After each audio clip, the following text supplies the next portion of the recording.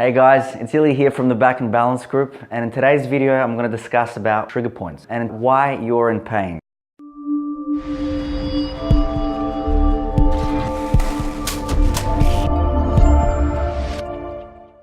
One of the most common questions that I get from my clients is, why am I in pain?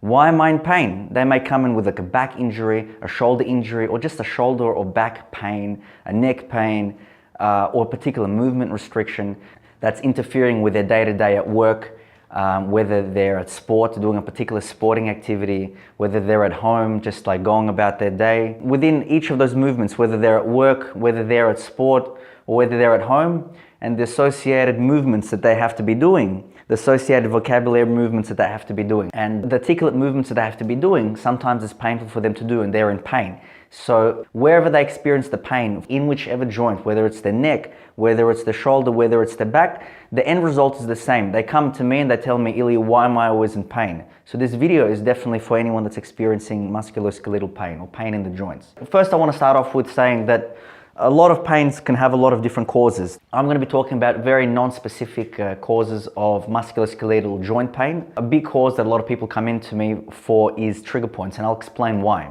First to understand is trigger points, which I'll get to in another video, particular parts within muscles, within the fibers of those same muscles that are called sarcomeres, that are located within the fiber of the whole muscle, which is obviously run through the nervous system.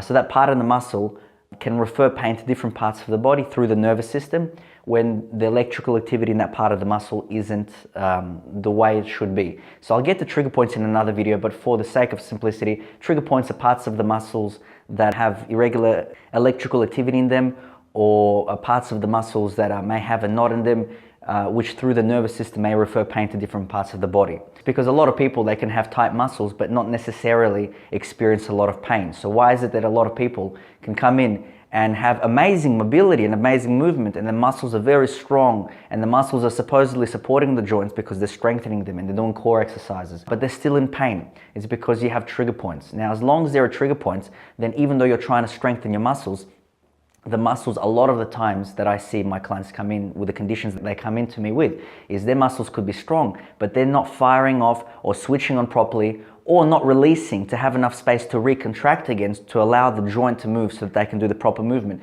So in the end, a lot of pain they experience in the joints.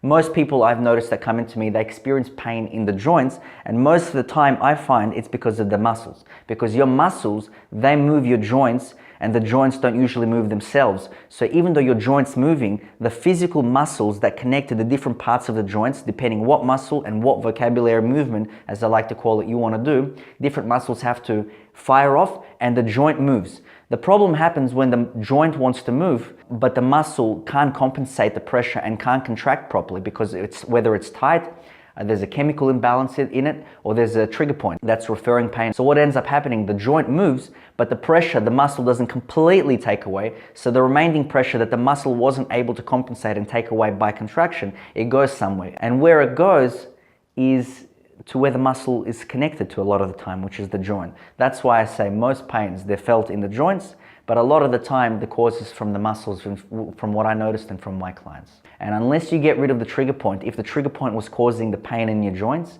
whether it's your back, whether it's your shoulder, your spine, until you get rid of the trigger point, if the trigger point was the cause, until you get rid of the trigger point, nothing's going to get better. So you have to get rid of the trigger point.